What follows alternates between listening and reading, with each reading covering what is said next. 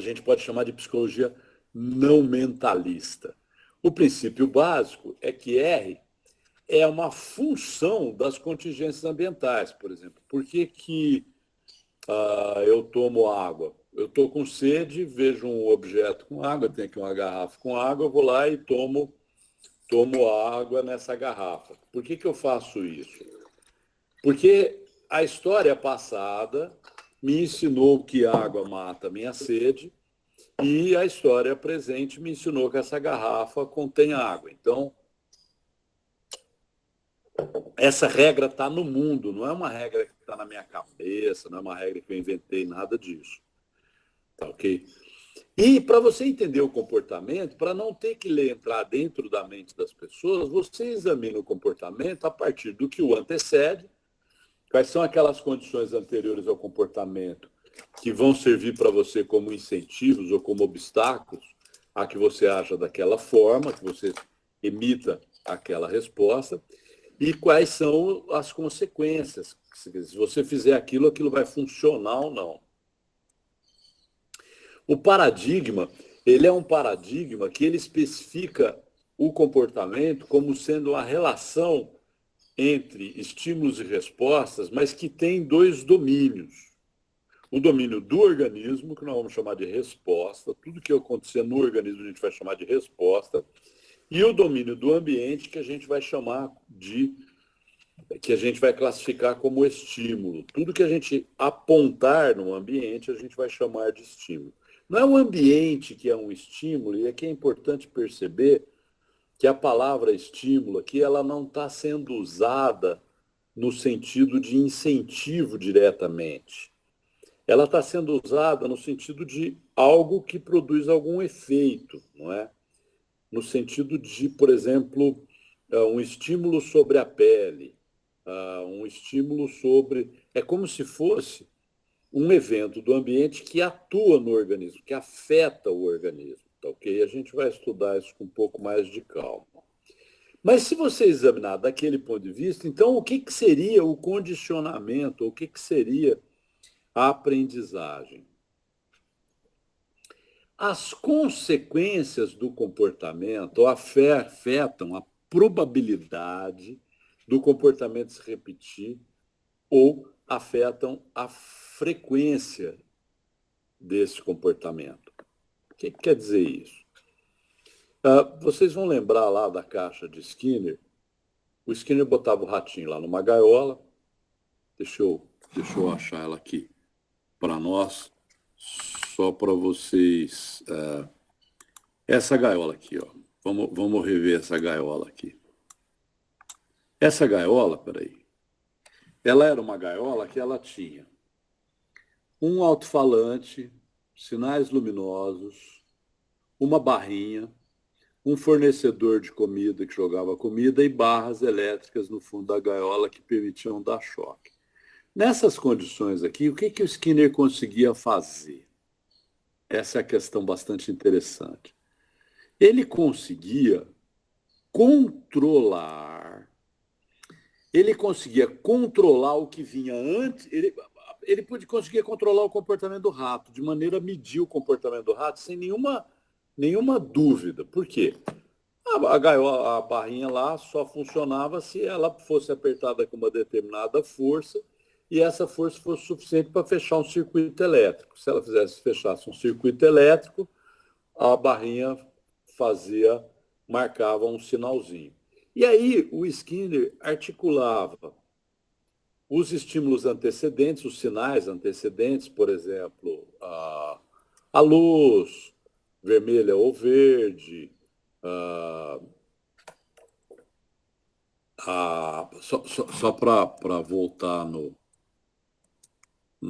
na barrinha do Skinner aqui, porque a gente consegue a luz vermelha ou verde, o alto-falante podia falar assim, aperta agora, sei lá, qualquer coisa, não é?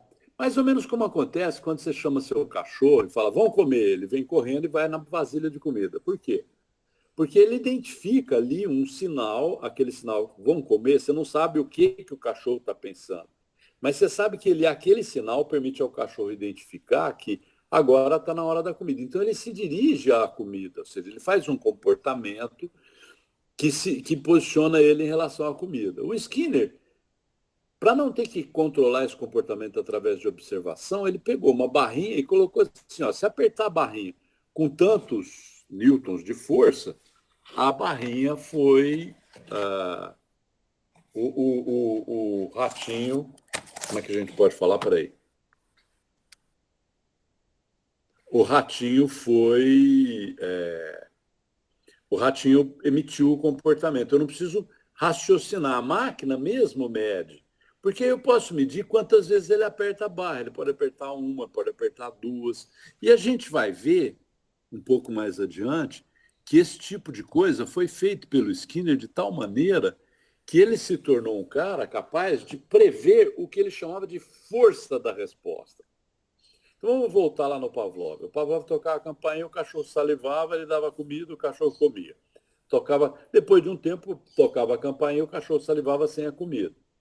Mas se o Pavlov continuasse tocando a campainha e a comida não aparecesse, depois de algumas repetições, o cachorro parava de salivar para a campainha. Porque não faz o menor sentido o cachorro, do ponto de vista do funcionamento do cachorro, o que importa da salivação é comer. A salivação está ligada com a comida e não com a campainha ou com a visão da comida. Tá legal?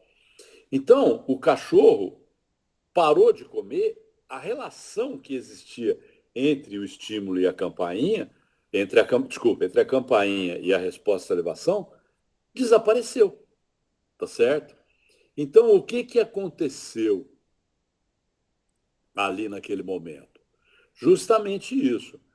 O Skinner, ao montar um esquema que permitia controlar o que acontecia antes e o que acontecia depois, por exemplo, em vez de dar comida todas as vezes, dá algumas vezes, outras vezes não dá.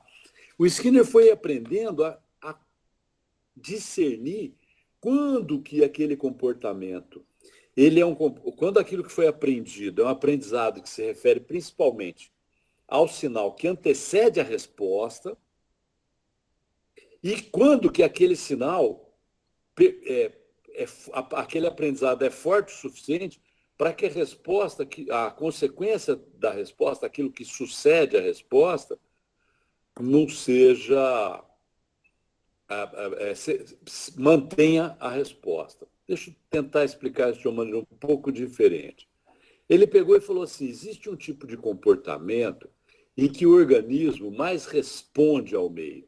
E o comportamento parece involuntário ou automático, controlado pelos eventos que os precedem. A maior parte desses comportamentos vem herdado, é inato, é geneticamente programado, é característico da espécie, por exemplo. A salivação. O cachorro já sabe salivar para a comida. Ele aprende a salivar ou é geneticamente programado, é inato, é herdado. Mas ao controlar a salivação com uma campainha, que é uma coisa completamente artificial, como fez o Pavlov inseriu um tipo de controle artificial, ou seja, ele inseriu uma condição artificial, por isso que fala condicionamento, numa resposta cuja estrutura já está articulada. É o que acontece quando você leva um susto, por exemplo. Você leva um susto, a resposta vem pronta. Teve um barulho, a resposta está pronta. O organismo já tem aquela resposta pronta. Então, o que o Skinner mostrou? Esse comportamento respondente é aquele comportamento em que a relação principal era essa relação entre o S e o R, conforme o Pavlov tinha estudado. Mas, e aqui vai um detalhe muito importante, isso aqui é apenas um caso particular de um caso mais geral, né, de uma lei mais geral, assim como, por exemplo, Einstein mostrou que a lei da gravidade é um caso particular, ou seja, uma descrição de uma condição particular de uma lei mais geral, que é uma teoria mais geral, que é a teoria da relatividade, que inclui o tempo, a dimensão do espaço, não é? O Skinner fez a mesma coisa. Ele mostrou que essa demonstração do Pavlov de que é possível a aprendizagem associativa em que o estímulo elicia uma resposta que já existe, ela também pode ser juntada com aquela do Pavlov, do Thorndike, em que o organismo aprende uma resposta que produz uma certa consequência e você pode tratar os dois casos como casos particulares de uma lei mais geral que ele chamava de comportamento operante. O que ele está aqui no comportamento respondente? Você tem uma resposta cujo acontecimento é fundamentalmente definido pela resposta em si, que já está pronta de alguma forma e que o organismo aprendeu a apresentá-la para uma outra coisa. Vou dar um exemplo contrastante aqui para a gente pensar. O cachorro salivar para a campainha, salivar é sempre do mesmo jeito. A campainha apenas entrou no lugar da visão da comida, mas depois da salivação o cachorro come. Mas, por exemplo, na hora que toca o sinal e termina a aula, não é assim que funciona. Na hora que toca o sinal e termina a aula, a maneira como isso funciona é um pouco diferente. Como é que isso funciona? Toca a campainha, a Cidinha programou lá e a campainha toca. E aí, o que acontece quando a campainha toca? Na sua mente, vem várias coisas, não vem sempre a mesma coisa. Vem, a aula acabou, peraí que o Ari vai terminar uma explicação. Nossa, deixa eu juntar minhas coisas, senão eu perco a perua. Putz, estou morrendo de fome. A resposta para a campainha que indica o sinal não produz não é uma resposta estereotipada. Não é, na visão, um involuntário ou automático. Não é isso. Então, aquele aprendizado não é o aprendizado respondente. A campainha da Cidinha ela não opera para você como um estímulo que dispara uma resposta de forma involuntária, como, por exemplo, um barulho produz um susto. Não, não é isso. Ela é um sinal que indica para você que a aula acabou e que agora é hora de você fazer uma outra coisa. Quando você coloca essas duas situações, a salivação do cachorro para a campainha, ou um susto que você leva quando toca o telefone, por exemplo, ninguém leva susto por tocar o telefone, mas se você estiver esperando uma notícia ruim, toca o telefone, você leva o susto porque você está preparado para aquele sinal, a sua resposta está pronta, toca o telefone e você faz assim. Veja, a resposta, o comportamento respondente é a resposta que é o cerne e ela responde a um sinal. Esse sinal pode ser condicionado, pode ser, mas ele é um evento no ambiente que dispara uma resposta, não é?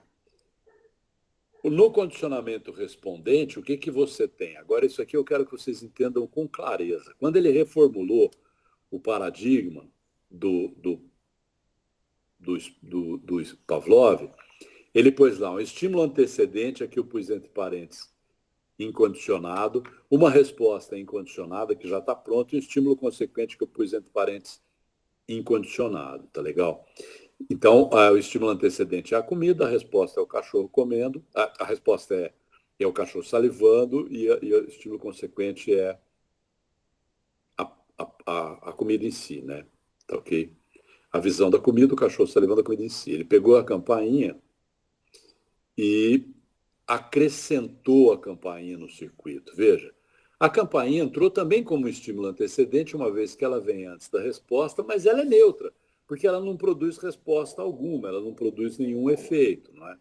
E ao colocar a campainha antes da comida ou junto com a comida, a campainha adquiriu progressivamente a propriedade de ser um dos sinais lá no ambiente. A visão da comida era um sinal incondicionado, a campainha passou a ser um sinal condicionado que produz uma resposta. Então, o que acontece? A campainha, portanto, ela... Porque depois que tocou a campainha, é importante observar isso. Tocou a campainha, o cachorro salivou e comeu. É importante observar que ele salivou e comeu. Quer dizer, ele obteve a comida depois de salivar para a campainha. O Skinner mostrou isso aqui. Ari. Por quê? O Pavlov terminava aqui. O Skinner mostrou não. Do mesmo jeito que esse estímulo consequente é incondicionado em relação à campainha, à comida, quando ele está operando na resposta para a campainha, que é uma resposta condicionada, é a mesma resposta, é salivar. Mas agora ela está obedecendo a uma condição que o experimentador criou. O estímulo consequente também passou a ser um estímulo condicionado. Alguém queria perguntar algo? É isso? Não? Bom, vou continuar. Porque aí o Skinner pegou o Thorndike, o comportamento do gato na gaiola, e falou, olha, esse comportamento aqui é um comportamento diferente da resposta da salivação para a campainha,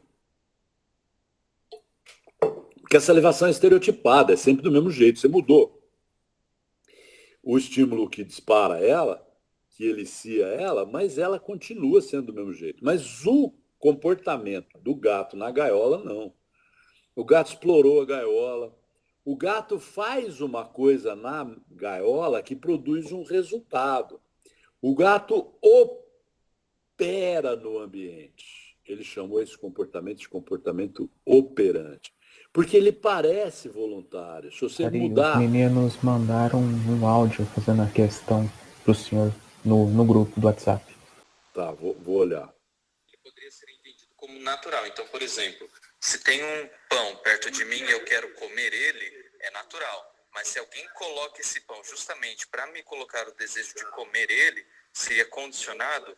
Então, o meio ambiente natural, ele seria um sinal incondicionado. Agora, se alguém propositalmente colocar algo para causar em mim algum estímulo, então passa a ser condicionado, é isso? Vou rodar de novo a pergunta para vocês ouvirem, porque a pergunta é bastante interessante. Ari, Rafael. então o estímulo, ele poderia ser entendido como natural. Então, por exemplo, se tem um pão perto de mim e eu quero comer ele, é natural. Mas se alguém coloca esse pão justamente para me colocar o desejo de comer ele, seria condicionado. Então, o meio ambiente natural, ele seria um sinal incondicionado. Agora, se alguém propositalmente colocar algo para causar em mim algum estímulo, então passa a ser condicionado, é isso?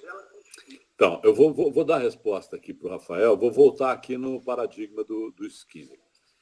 Uma das coisas que é necessário pensar do ponto de vista do behaviorismo é que a palavra natural não é uma boa palavra em contexto algum para você trabalhar com isso. Por quê? Porque a suposição é que a natureza existe do jeito que ela funciona. Por exemplo, o pão é uma comida, naturalmente é comida para o Rafael, para mim, para você. Mas o fato concreto é que o pão é comida porque em algum momento a gente comeu pão, primeiro. Segundo, ele não é uma comida natural, é uma comida artificial, alguém fez. Então a palavra natural, o Skinner era muito chato em relação a isso, eu sou muito chato em relação a isso, até por causa da minha filiação intelectual aos behavioristas. A palavra natural é uma palavra que engana, porque ela vai supor que existe uma natureza e que a natureza é totalmente natural, quer dizer, ela acontece sozinha. Então, é melhor colocar de uma forma diferente. Você, Rafael, já comeu pão. Então, o pão provoca em você um desejo de comer pão. Então, nesse sentido, o pão, aí eu resolvi manipular você pondo o pão lá na mesa para você comer, porque você está fazendo regime e eu quero sabotar seu regime porque eu sou um cara sacana. Tá ok? O que acontece? Na hora que eu coloquei o pão lá na mesa, ele não estava, e eu pus o pão, eu criei uma condição, E observem com cuidado isso, porque isso é muito importante, especialmente do ponto de vista filosófico. Eu criei uma condição concreta de manipulação do seu comportamento, ok? Eu criei essa condição usando uma aprendizagem que já existia lá dentro de você. Eu poderia, por exemplo, piorar a situação impedindo você de comer durante 2 dias, por exemplo. Tá certo? E aí, como eu deixei você sem comer durante 2 dias, eu garanti que você vai estar com fome. Eu sei que você gosta de pão. Então, você percebe que o ideal aqui é não falar em coisas como natural ou não. E o importante não é se o estímulo é condicionado ou não, mas o importante é que comportamento de comer, ele é controlado por condições externas. Sejam essas condições incondicionadas, eu não sabia como era que elas funcionavam, sejam essas condições condicionadas. Eu usei meu conhecimento sobre ela para controlar o comportamento de vocês. Vamos dar um exemplo, vamos voltar ao exemplo da campainha, que vocês vão entender o que eu quero dizer. Quando a campainha é tocada aí no instituto, ela usa um conhecimento que seria a cidinha, o freio, ou a própria regra do instituto, operando a partir do conhecimento de que todos já sabem o que é uma campainha. Talvez no primeiro dia que a campainha tocou, apenas levassem susto. Mas a aula terminou, a gente vai embora, você aprende aquilo. Porque qual é a ideia central do Skinner? Se o seu organismo não aprender como é que o meio ambiente funciona, e como é que vai operar no ambiente? Agora, então, respondi. Responde no WhatsApp. Só dá um joinha se eu respondi, se não respondi, dá uma interrogaçãozinha.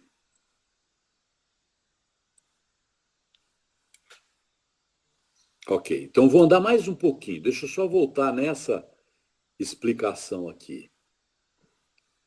Vamos imaginar um comportamento que é respondente, no sentido de que é uma resposta respondente, um comportamento respondente, no sentido de que uma vez disparada a resposta, ela toma conta de você.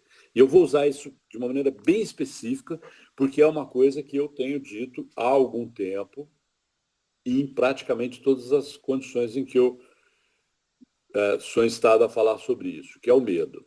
O medo, assim como as emoções em geral, uma vez disparada a resposta de medo, ou seja, uma vez que você saiu, passou de um certo limite, ok, o Lucas vai sair tranquilo.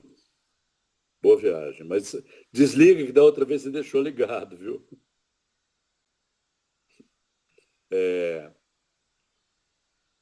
Voltando ao medo.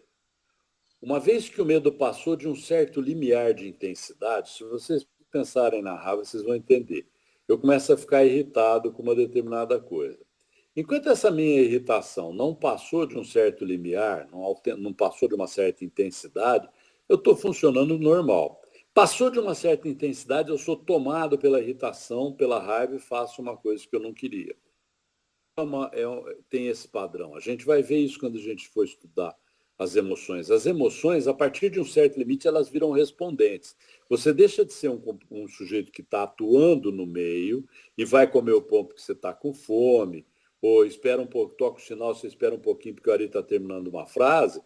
Se você entra num estado de medo ou num estado de raiva e essa intensidade passa de um certo tanto, você vira passageiro da sua resposta. A resposta te controla, como a salivação do cachorro para a campainha.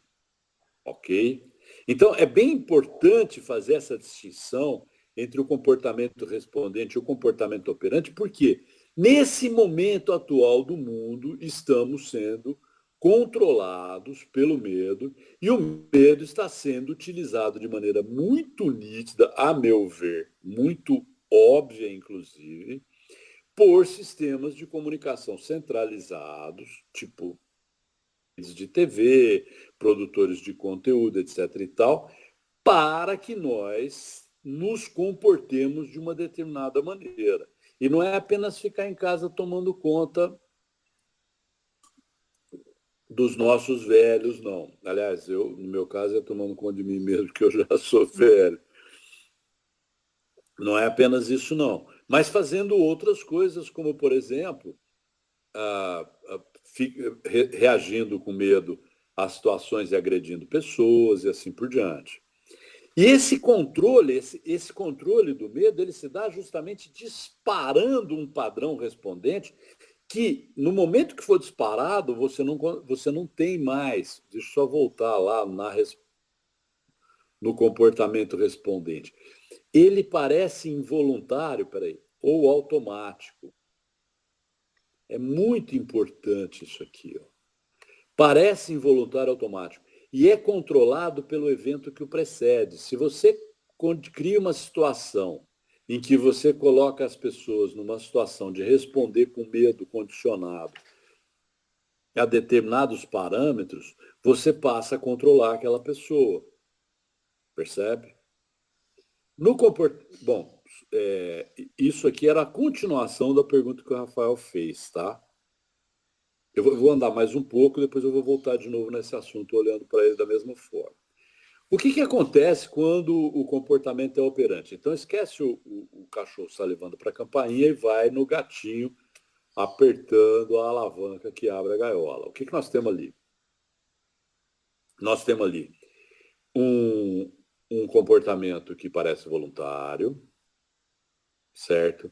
Que você tem que dizer coisas do tipo, o gatinho apertou a alavanca para abrir a porta da gaiola para sair e tomar o leite. Ou seja, você não descreve o comportamento, a resposta do gatinho a partir... É claro, a alavanca estava lá, senão ele não apertava.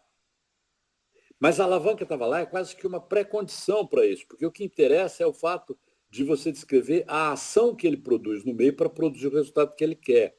E é apertar a alavanquinha para abrir a porta para a gaiola para obter o pires de leite. Se você for pensar em termos de causa aristotélica, ali, no respondente, nós temos uma causa eficiente. O sinal, o estímulo antecedente, dispara a salivação. A campainha faz o cachorro salivar, é uma causa eficiente. Mas aqui no gatinho, apertando a alavanquinha para abrir a gaiola para tomar leite, nós temos uma causa final. Ok? É muito importante observar isso, porque você está trabalhando com duas coisas diferentes. Numa delas é aquele condicionamento que gera automatismos, que permite ao ambiente controlar o organismo de uma maneira, de um determinado jeito. E aquele ambiente, ou aquela condição que gera ações que parece que o organismo selecionou. Ok? Parece que foi o gatinho que selecionou a alavanca. E, num certo sentido, veja, parece voluntário, parece controlado pelo evento que o sucede. Parecem aprendidos e parecem característicos de indivíduos e não da espécie. Todos os cachorros salivam do mesmo jeito. Todos os humanos entram no medo do mesmo jeito. O medo respondente. Ok? Mas nem todos os gatinhos apertam a alavanca do mesmo jeito. Percebem? O comportamento operante, ele... Espera só um pouquinho. Só fazer uma coisa aqui, porque eu sou meio neurótico de guerra. Pronto. No comportamento operante, aquele estímulo antecedente, ele faz o papel de sinal. O Skinner chamava ele de estímulo discriminativo, porque ele indica para o organismo que, se ele emitir aquela resposta, então o gatinho está na gaiola. Se o gatinho já entrou naquela gaiola várias vezes e já apertou aquela alavanca para abrir a portinha da gaiola várias vezes, ele entrou na gaiola, ele procura a alavanca. Se ele não achar a alavanca exata, ele vai procurar uma alavanca parecida com a alavanca. Imagina você entrando numa sala escura. Você procura um interruptor. Achar um interruptor que você imaginou, sei lá, aqueles de botãozinho que faz assim, você vai procurar um interruptor do tipo pera, aqueles que ficam pendurados. Você vai procurar uma coisa que você, de alguma forma, entende como interruptor. Então, o estímulo antecedente, ele é apenas um estímulo discriminativo, mas a resposta não é, ou seja, apertar o interruptor para a luz se acender, ela não é uma resposta estereotipada. Para cada um daqueles interruptores, vai ter que usar um comportamento diferente, uma resposta diferente, uma ação diferente. A topologia da sua ação vai ser diferente. Então, o que você vai ter aqui? Ela vai estar ligada com o fato de acender a luz ou não. Então, vamos supor que tem 3 interruptores. Você mexe num, ele não acendeu, você mexe no outro. Ele não acendeu, você mexe no outro. Acendeu o outro, você aprende. Bom, aqui nessa sala é o 3º interruptor, que é o interruptor que acende a luz. Você cria uma contingência. Observa. Aqui eu vou falar uma coisa bem importante para vocês. Só um minutinho. A contingência é o que acontece lá no ambiente, não é? Se você pegar o parâmetro, o estímulo discriminativo é um evento no ambiente que afeta o organismo como? Ele não dispara a resposta, ele indica para o organismo a probabilidade ou a possibilidade de que aquela resposta vai gerar uma consequência positiva. Então, vou voltar lá no pão do Rafael. O pão é um estímulo discriminativo. Porque a resposta de pegar o pão e comer não é uma resposta estereotipada. Ok? Ela pode se tornar uma resposta estereotipada, um respondente, por exemplo, se você estiver com muita fome, se você desenvolver um padrão compulsivo, que é um padrão em que o seu comportamento fica operando no registro respondente, ok? Mas ela não é uma resposta estereotipada, porque cada fatia de pão você come de um jeito, ok? Então, o que você vai ter aqui? O pão aqui no comportamento respondente, ele não é apenas um estímulo, ele é um estímulo discriminativo, porque ele que indica que a resposta de comer vai obter a cessação da sua fome, vai obter a satisfação que você quer. Então, o estímulo discriminativo é um evento no ambiente e o estímulo consequente também. Mas o estímulo discriminativo ele é mais um sinal do que um apertar o botão. Porque a contingência aqui, ela existe no ambiente. Pão mata a fome. Mas a contingência que vai afetar você é só aquela que você aprendeu. Ok? Ou seja, o efeito da resposta sobre a probabilidade de acontecer vai afetar a probabilidade da resposta se repetir. Vamos imaginar, por exemplo, que seja uma coisa que eu aprendi, eu tenho feito regime, uma coisa que eu aprendi é o seguinte: se eu tiver com fome e comer uma maçã, o tempo em que a minha fome passa é muito curto e ela volta muito rápido. Tipo assim, eu comi a maçã às 10h20 eu estou com fome de novo.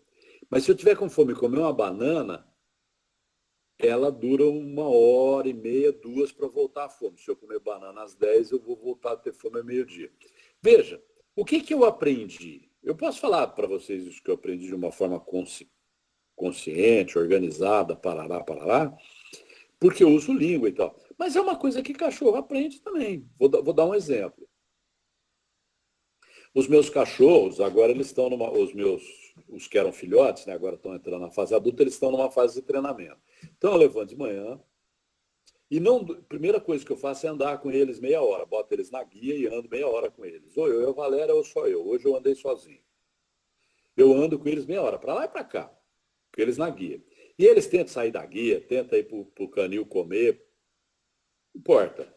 Depois de meia hora, eu trago eles para a garagem, mando os dois sentar, tiro a guia, e espera um tempo. Aí eu falo, canil, os dois entram para o canil, eu vou lá e ponho comida para eles. O que eu estou ensinando para eles? Eu estou ensinando para eles que ir para o canil vai ser, vai produzir. Aí eles entraram no canil, eu fecho o canil e aí eu ponho comida. Então, que ir para o canil vai produzir a comida só quando eu falar canil. E só depois deles me obedecerem. Então, eu estou criando aqui uma contingência em que a resposta de ir para o canil produz a comida só quando eu dou um SD, eu dou um estímulo discriminativo, eu crio uma condição anterior. Porque no mundo, a contingência é colocada lá no mundo. Veja, meus cachorros não controlam a hora que eles vão comer, sou eu que ponho a comida. Eu é que vou definir que hora que eles vão comer. Peraí, deixa eu resolver meu negocinho de toque de novo aqui.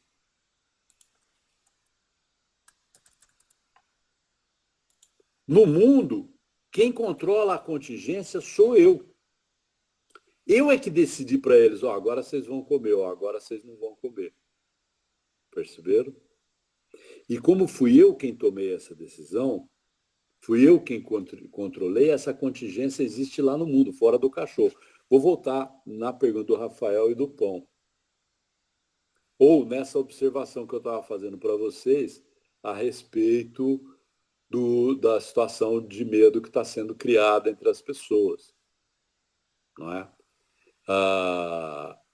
Isso é uma maneira de eu criar as pessoas, colocar as pessoas numa prontidão para que elas atuem de forma como eu quero. Eu não estou defendendo que tem um governo mundial, não. Acho que, inclusive, o governo mundial está indo para o beleléu. Tá legal? Mas observem, se isso acontece no mundo... Peraí, deixa eu resolver meu... Se é isso que acontece no mundo, esse detalhe aqui é muito importante. Se no mundo a contingência está lá fora, o que o organismo aprende? Vamos supor que o cachorro você possa perguntar para o cachorro. O Skinner fez perguntas para o cachorro, só que ele fez para o rato, mudando as condições. O que o organismo aprende? Ele aprende essa relação. Ele aprende que, na presença do estímulo X, ele emitindo a resposta Y, ele obtém a consequência Z. É isso que ele aprende. Ok? Se você examinar, aqui eu vou pegar vários casos. Você tem aqui a probabilidade de que uma certa resposta produza um certo estímulo consequente. Por exemplo, comer o pão mata a fome. Comer o pão. É a resposta, o estímulo consequente é matar a fome. Tá legal? A consequência é matar a fome. Se toda vez que você come pão mata a fome, nós estamos aqui numa contingência do tipo A. Vocês veem aqui que tem um ângulo, uma letra A e tem uma bolinha aqui no ângulo. Por quê?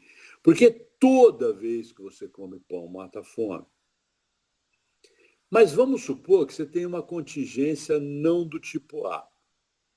Uma contingência, por exemplo, do tipo... na cozinha tem um pão, mas nem todas as vezes aquele pão tá bom. Digamos que a cada 3 vezes aquele pão tá bom, dá para comer, ele mata a fome, e uma vez aquele pão tá mofado, não dá para comer, ele não vai matar a fome. Então você tem uma consequência do tipo G, que é uma consequência que há 75% de probabilidade de que ir na cozinha vá gerar uma fatia de pão que mata a fome. Então, ir na cozinha, que é a resposta, vai ser uma em cada 4 vezes ir na cozinha não vai resolver nada. Mas vamos pensar o contrário. Só uma vez a cada 3 que você vai na cozinha, você obtém o pão. Então, nós temos aqui uma consequência do tipo E, certo? Ou uma consequência do tipo H, certo?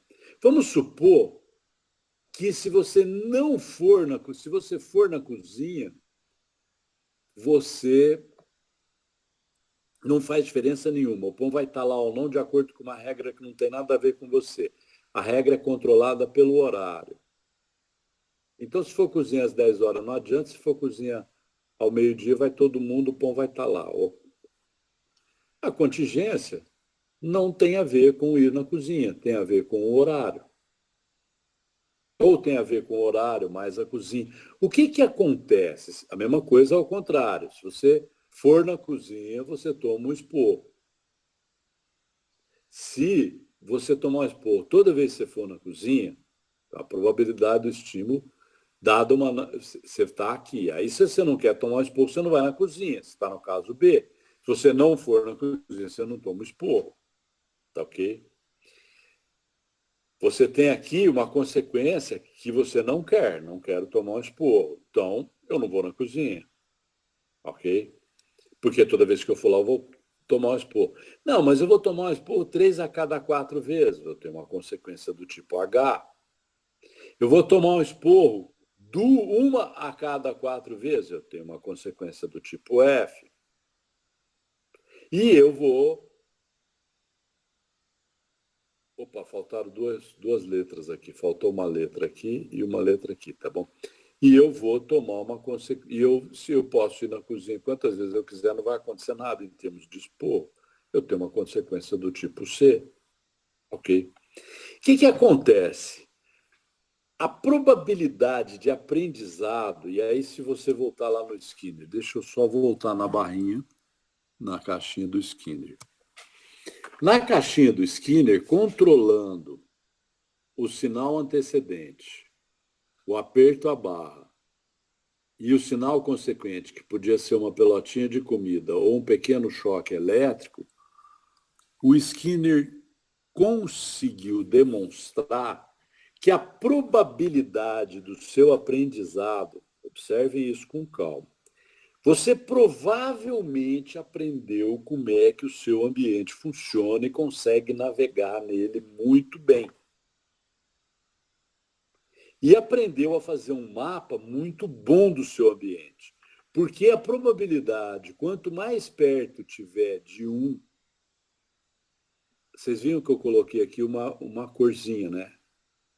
Vermelho para branco. Branco está em D, quando D e C você não aprende. E e F você aprende menos do que H e G.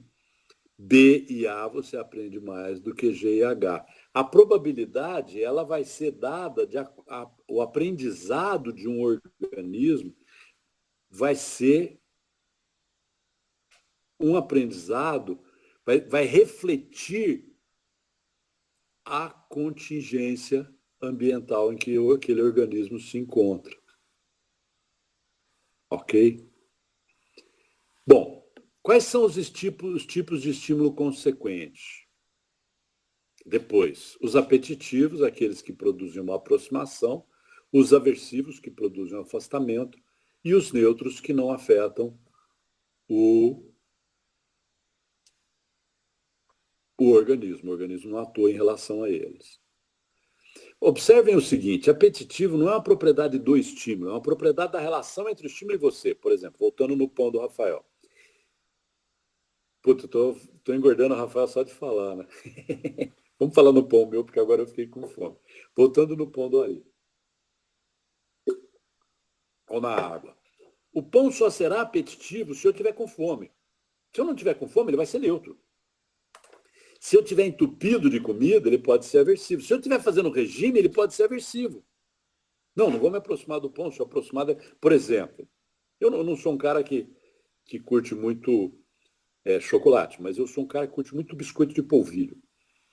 E estou fazendo regime. Então, obviamente, o biscoito de polvilho, como eu curto muito, ele é uma coisa bastante apetitiva para mim. Isso significa que se eu tiver que fazer regime, eu preciso reduzir a quantidade de biscoito de polvilho no ambiente. Ok? Mas eu posso fazer uma outra coisa. Eu posso falar assim, não, peraí, eu vou comer biscoito de polvilho no lugar do pão. Então, em certos momentos, o biscoito de polvilho vai caber no meu comportamento. E nos outros momentos eu vou falar assim, não vou comer porque minha fome passou. E eu vou me afastar do biscoito de polvilho. Eu vou guardar ele dentro do armário para eu não ver o biscoito, para ele não ficar me tentando. Não é? Naquele momento, ele virou apetitivo, porque eu gosto, eu adoro. Virou aversivo, porque eu estou engordando com ele. Então, eu vou ter que fazer uma escolha entre o apetitivo e o aversivo. Vou ter que colocar um sinal nele e falar, bom, eu vou afastar ou não? Ah, vou afastar. Você percebe que eu crio um mapa do mundo atribuindo esses sinais. E como é que eu atribuo esses sinais? Obedecendo esse parâmetro. Selecionando no mundo quais são as propriedades que eu atribuo àquele estímulo naquele contexto. Ok? Existem 3 tipos de relação entre a resposta e a consequência. A relação de reforço, quando a consequência aumenta a probabilidade da resposta. A relação de extinção, quando a consequência diminui a probabilidade da resposta. E a relação de punição, quando a consequência diminui ou suprime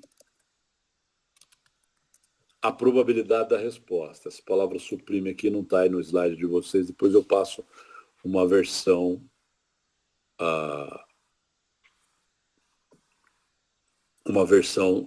remodelada desse slide, tá ok? A gente fala, quando a gente fala de reforço, que o reforço aumenta a probabilidade de ocorrência da resposta e o comportamento é reforçado. Existem 2 tipos de reforço. É muito importante aprender esses 2 tipos e distinguir eles. O reforço que você obtém por causa de obter uma consequência apetitiva, vamos chamar de reforço pela presença, e o reforço ou pela apresentação da recompensa, e nós vamos chamar de reforçamento positivo. E o reforçamento que você obtém porque você afasta uma consequência aversiva. É o reforço pela ausência. É a retirada da punição. Eu vou dar 2 exemplos. Um exemplo concreto e um exemplo mais abstrato. Um exemplo concreto. Eu estou com fome, eu como um pedaço de pão e a fome passa.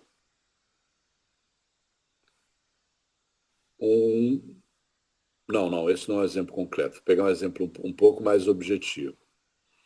Eu cheguei, está escuro, acendo a luz, eu aperto o interruptor e a luz acende. Eu prefiro claridade do que escuro. Ok? É a presença da luz que me recompensa. Tanto que, como eu falei para vocês, se tiver 3 interruptores, só um deles acende a luz, eu vou apertar só aquele. Agora,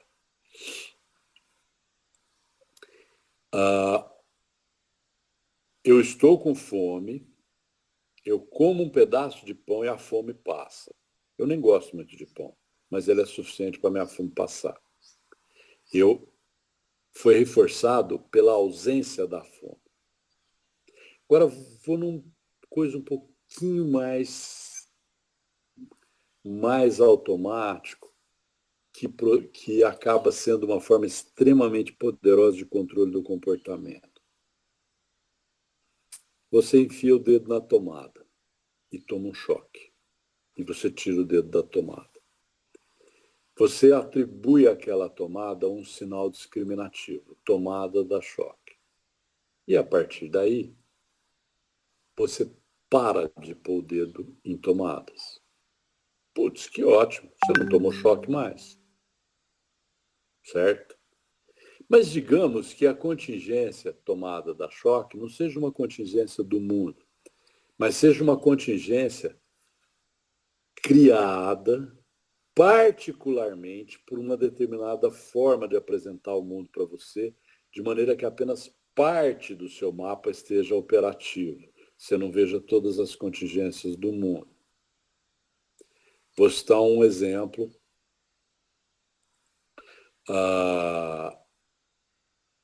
de piada e vou citar um exemplo objetivo, até pedi o testemunho da Flora no segundo exemplo.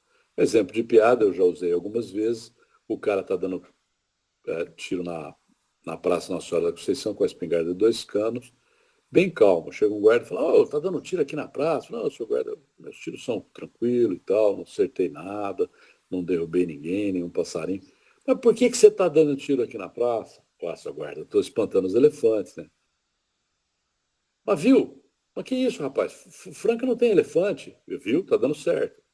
Se quando você age para afastar uma consequência, a consequência não existe, ela foi criada na sua mente por um mapa construído sem que você tivesse a experiência direta do objeto, você pode perfeitamente começar a emitir comportamentos que são reforçados pela ausência de consequência. Ontem, na hora da nossa oração da noite, as meninas, tem 2 meninas que moram fora, e a Lara fez uma pergunta interessante do ciclo da água, né? Todos vocês aprenderam o ciclo da água. Ela vai para o rio, do rio vai para o mar, ela evapora, vira nuvem e cai em forma de chuva, né? Todo mundo aprendeu o ciclo da água, né? E todo mundo tem aprendido sistematicamente que a gente não tem que fechar a torneira, não pode lavar a mão com muita água, não pode gastar muita água para tomar banho, tem que abrir a torneira, esfregar, molhar, depois, porque você está gastando água. E aí o que acontece? As pessoas usam a água vai acabar para manipular o seu comportamento para que a água não acabe. Vou dar um exemplo bem específico, que é uma coisa que eu e a Flora temos estudado há algum tempo. Meu sogro, avô da Flora, era professor de geografia. E eu me lembro de falar para ele, começar a falar para ele sobre desmatamento. E o senhor Ivan é um sujeito muito atento ao desmatamento. Ele foi secretário de Meio Ambiente de Franca, ele teve um impacto enorme em Franca, que é uma cidade bem preservada em termos de condições ambientais. Franca é uma área de nascente, isso foi levado em conta. A Franca ganhou, na época que meu pai era prefeito, o senhor Ivan era secretário do Meio Ambiente, Franca ganhou um prêmio da ONU pelo Código do Meio Ambiente mais avançado do mundo. E o Código do Meio Ambiente foi elaborado sob a direção do senhor Ivan, por um monte de gente, vereadores, técnicos. O senhor Ivan era professor da Unesp. E quando eu falava assim, essas represas estão mudando o clima, ele falava assim, não estão. Assim, mas o carbono na atmosfera, a gente jogar carbono na atmosfera é um horror. Ele falava, que isso ali? Todo o petróleo que você tira do chão, transforma em gasolina e vira CO2 na atmosfera, um dia ele foi carbono na atmosfera. Ou ele foi uma árvore, ou ele foi um trilobite, ou ele foi um dinossauro. O carbono é vida. Se você tirar carbono, gasolina do fundo da Terra e jogar na atmosfera, você vai aumentar a quantidade de vida, você vai aumentar o tamanho das árvores, vai aumentar a colheita. E esse carbono que está lá enterrado já esteve na atmosfera. Aí eu falava assim, mas isso cria o aquecimento global. Ele falou, por que você acha que isso é ruim? E o Servan tinha umas falas, ele era um sujeito muito sério, muito sério, assim, muito um cientista de muita qualidade. E eu sempre tive um pé atrás com essa conversa de aquecimento global. Quando começou essa discussão de aquecimento global, levaram aquela maluca para falar na ONU lá, nós começamos a examinar dados, né? Eu falei, será que está certo? Será que não está certo? E aí você observa o seguinte, por exemplo, vamos transformar toda a nossa energia de energia hidrelétrica em energia solar. Tá bom, é uma ideia legal, né? A gente não tem que mudar o curso dos rios e tal, certo? Certo. Mas observem, para fazer isso, a gente vai ter que dar subsídio para a indústria de energia solar. O governo vai ter que pegar dinheiro de todo mundo, inclusive aqueles que usam energia elétrica, que estão satisfeitos com ela, e pagar para a indústria. Então, esse argumento do tipo, não use carros desse tipo, use carros daquele tipo, ele é um argumento que envolve gente ganhando dinheiro. E as pessoas com medo de usar água, por exemplo, as pessoas com medo de usar gasolina, caem na conversa de um monte de gente. Aquela menina, esqueci o nome dela, Fresta, Greta. Aquela menina Greta lá, aquela sueca, ela claramente estava apavorada. O que eu acho uma judiação, um menino de 14 anos apavorada daquele jeito. E aí tem uma coisa muito importante. Por que, que a água vai acabar opera com mais facilidade? Porque na hora que ele fala do ciclo da água, ele não dispara em você um circuito de medo. Ele está apenas explicando uma coisa como funciona. Mas quando ele ensina o ciclo da água, ele usa palavras que disparam em você medo. A água vai acabar. Percebe? E esse mecanismo ele de reforçamento negativo, ele é um mecanismo profundamente efetivo no estabelecimento de padrões de comportamento estáveis. Vou voltar lá no comecinho. Quantas vezes você enfia o dedo na tomada? Uma, tomou choque, você não enfia mais, tá certo? É ótimo. Quantas vezes você se questiona sobre se a água vai acabar? Nenhuma. Uma vez que você aprendeu o comportamento e passou a usar pouca água, por que você vai questionar isso? Você vai correr o risco da água acabar? E é mais ou menos a conversa que as pessoas usam. Vou usar um exemplo específico, que é o tal do aquecimento global. Não, o aquecimento global, imagina, o aquecimento global é um fato. Não, não é um fato. A temperatura da Terra flutua entre X e Y, mais ou menos, todos os registros que a gente tem mostram que ela flutua entre X e Y, mais ou menos desde que nós começamos a registrar. E é bastante interessante observar, e aqui eu vou fazer uma fala política bem específica. Todas as vezes, eu recebi esses dias um vídeo, eu sempre achei que a quarentena não tinha evidência que sustentava ela. Esses dias eu recebi um vídeo que mostrava, fazendo uma transformação logarítmica na curva de contágio, que a quarentena parece que afeta mesmo. E a demonstração foi convincente para mim. Foi, nossa, uma demonstração convincente. Aí o cara falou duas coisas. Ele fez uma demonstração convincente e falou duas coisas. A primeira, isso tem. É preciso que a gente confie na ciência. Espera um pouquinho. Se eu fiz uma boa demonstração de que uma determinada coisa funcionou no passado, você precisa confiar em mim ou na demonstração? Veja, confiar na ciência é confiar na demonstração ou é confiar no cientista? Porque reivindicar confiança no cientista não é ciência, velho. É poder. Segundo, se a demonstração foi boa, por que ser um cientista faz diferença a demonstração? Se ela tivesse sido dita por um robô, por um padre, por um sujeito autônomo, por um jornalista, por um agricultor semi-analfabeto, a demonstração em si é que é convincente, não é quem falou. Porque o que acontece muito é isso. E isso eu estou falando explicitamente em relação a esse tipo de discussão que a gente está vivendo agora. Quando o cara gera medo em você, é muito fácil ele vender a ideia de que tem alguém que tem o poder de tirar o medo em você. Viu? Deu certo. Tá. Há controvérsias. Principalmente quando ele gera medo em você e reivindica o poder de controlar esse medo. Não é?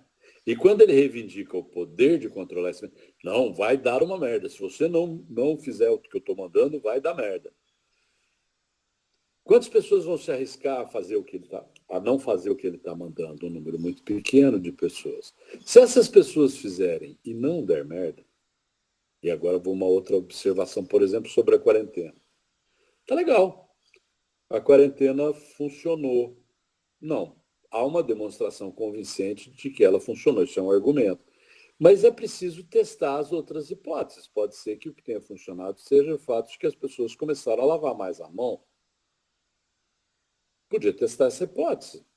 examinando, por exemplo, o consumo de sabão e o consumo de água, pode ser que tenha funcionado porque mais pessoas começaram a usar máscaras. É também uma hipótese. Veja, afirmações. Então, a queima de petróleo joga carbono na atmosfera e isso cria aquecimento global. Pode ser. Mas isso tem que ser testado contra uma hipótese que diz que não gera aquecimento global. Senão, a gente está, por medo, botando o nosso destino na mão de pessoas. Então, a grande questão é que, quando a pessoa apresenta uma explicação, você tem que perguntar da premissa. A gente vai falar sobre isso mais adiante, mas deixa eu continuar aqui no reforçamento negativo. Porque o que acontece com o reforçamento negativo? Ele é confirmado pela ausência de resultado. Se ele é confirmado pela ausência de resultado, veja, ele é confirmado por nada, não é? É uma previsão do tipo assim, se você não fizer tal coisa não vai acontecer. Se tal coisa não fosse acontecer de qualquer jeito, se você não fizer aquilo, continua igual. A punição inibe o comportamento, diminuindo a probabilidade de recompensa, mas também existe uma punição positiva, em que o organismo obtém uma consequência aversiva, por exemplo, ele toma um choque, assim, e é uma punição pela presença, assim como existe uma punição negativa, ele afasta consequências apetitivas. Punição positiva. Você enfia o dedo na tomada, toma um choque. Punição negativa. Você fala uma coisa, a pessoa fecha a cara para você. Ok? Eu queria que vocês observassem esse quadro aqui com calma, porque esse quadro é um quadro importante. Observe. Quando um organismo obtém consequências apetitivas, você tem um reforço positivo. Quando ele obtém consequências aversivas, você tem uma punição positiva. Quando ele afasta consequências apetitivas, você tem punições negativas. E quando ele afasta consequências aversivas, você tem reforço negativo. O que acontece no... Espera só um pouquinho, ficar nesse quadro aqui. O que acontece no mundo? No mundo você tem os dois tipos de consequência atuando o tempo todo. Você come um pão, você obtém o prazer de mastigar o pão, mas você também afasta a fome. Você vai tomar um banho frio, você tem o desprazer da água gelada, mas você também obtém o prazer de ficar mais alerta e assim por diante. Você vai fazer um exercício, você tem o desconforto do cansaço, mas você também tem a satisfação do final do exercício de ter conseguido cumprir sua meta e assim por diante. Todo o ambiente, todo o mundo em torno de nós é controlado. Nossas respostas ao mundo, não todas as respostas, o ambiente é articulado. As nossas respostas ao mundo são afetadas profundamente por essas contingências. Ok? E existe uma contingência que é a ausência de consequências. Se você faz alguma coisa e não acontece nada, você para de fazer aquilo. Então, qualquer resposta que não gere consequências, ela tende a ser extinta.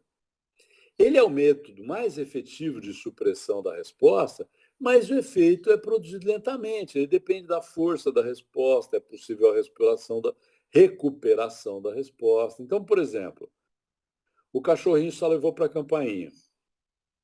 Você parou de apresentar comida, extingue a salivação. O ratinho apertou a barrinha e obteve comida. Você parou de dar comida, ele para de apertar a barrinha depois de um tempo, ok?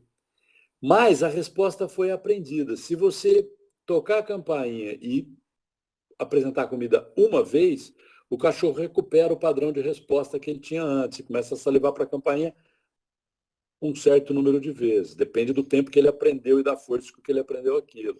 A mesma coisa, o ratinho apertando a barrinha. Se ele apertou a barrinha e recebeu a comida uma vez, ele continua apertando por um tempo longo.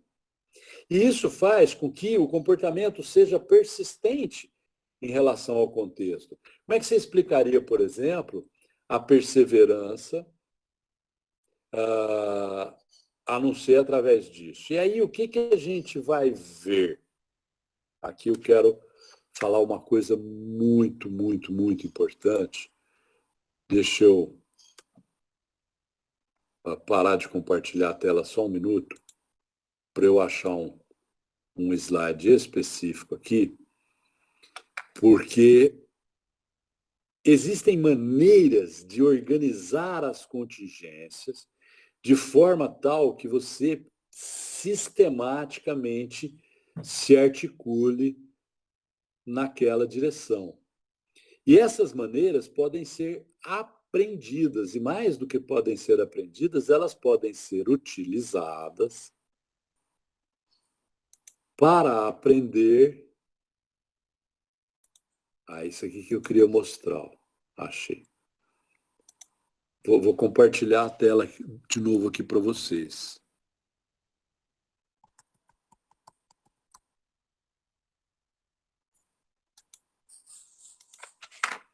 Você pode aprender a organizar as contingências em torno de você. Eu vou ser bem rápido nisso, porque essa é uma parte curta da aula. Mas eu vou mandar esse slide aqui para vocês. Então como é que você consegue fazer uma coisa difícil? Como é que você consegue fazer um regime? Vou pegar um exemplo específico. Eu quero controlar o meu comportamento coerentemente com meus próprios princípios e valores. Digamos, eu quero fazer exercício de manhã todos os dias. Ok?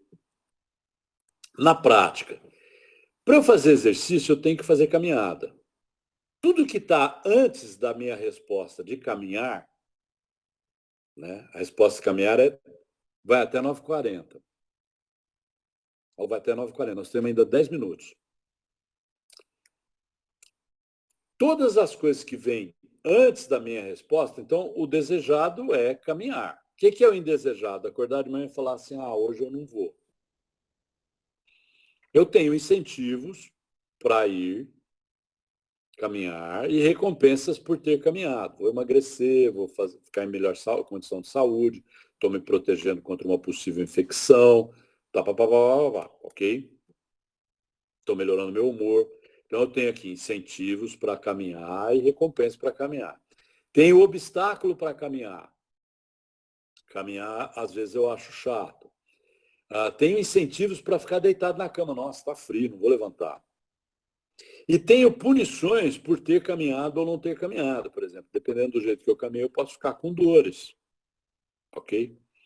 Então, o que eu vou fazer? Eu vou pegar o meu comportamento, vou observar o meu comportamento, vou avaliar e vou planejar quais são os antecedentes, quais são as respostas desejadas, qual é a resposta desejada, quais são as indesejadas e quais são as consequências.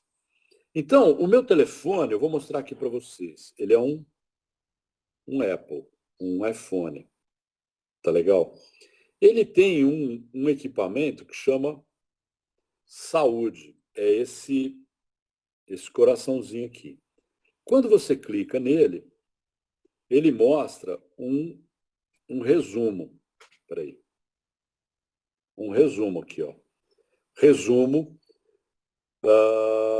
que no meu resumo tem a frequência cardíaca, o número de passos do dia e a pressão arterial. Se eu caminhar com o telefone junto comigo, eu vejo o número de passos do dia. Hoje eu andei 4.147 passos. Se eu pegar o mês, eu vejo que eu estou andando, em média, 3.901 passos. E eu andei, aqui está o dia mais antigo e aqui está o dia mais novo, e eu estou conseguindo andar um número maior de dias na semana. O que essa respostinha, o que esse programinha está fazendo para mim, Ari? Ele está gerando consequências agradáveis. Puxa, estou conseguindo. E como é que eu fiz? Porque no começo eu conseguia caminhar um certo número de vezes, um certo número eu não conseguia. Eu falei, vou juntar duas duas coisas. Eu quero caminhar. Então, é o âmbito da conduta relevante. Qual é a conduta concreta a ser registrada? É caminhar. Quantos passos eu dei? Vou registrar a conduta. Oba, eu tenho um iPhone que conta o número de passos. Então, arrumei uma bolsinha, pendura a bolsinha, boto o iPhone dentro e sai para fazer a caminhada. Aprender a registrar a conduta. E vi que eu caminho pouco, porque vários dias eu não levantava porque eu estava com preguiça. Então, peguei aquela linha de base lá e comparei com o meu objetivo. Não, eu quero andar todos os dias. Então, o que eu vou fazer? Bom, primeira coisa que eu fiz, reorganizei meu horário no consultório. Eu entrava no consultório às 8 horas. Para eu chegar no consultório às 8 horas, eu tenho que sair daqui no máximo 20 para as 8. Para eu sair no máximo 20 para as 8, eu tenho que tomar café no máximo 7h10, porque senão eu vou ter que comer e engolir a comida. Para eu tomar café no máximo 7h10, eu tenho que tomar banho, porque eu acabei de caminhar, estou suado. Se eu levar 10 minutos para tomar banho, eu tenho que chegar no banheiro às 7 horas. Para eu chegar às 7 horas, como eu caminho em volta de 40 minutos, eu tenho que começar a caminhada entre 6h20 e 6h30. Para eu começar a caminhada entre 6h20 e 6h30, eu tenho que acordar 15 para 6. Está muito frio. A Valéria não vai comigo. Então, eu vou planejar uma sequência de etapas. O que eu fiz? Eu quero caminhar. Então, defini o contrato, comecei a controlar o antecedente, mudei o horário do meu consultório para poder chegar no meu consultório 8h30, em vez de 8 horas. Então, eu ganhei meia hora, posso começar a caminhar às 6h30, 6h40, dá certo. Tá legal? Então, eu não preciso levantar 15 para 6.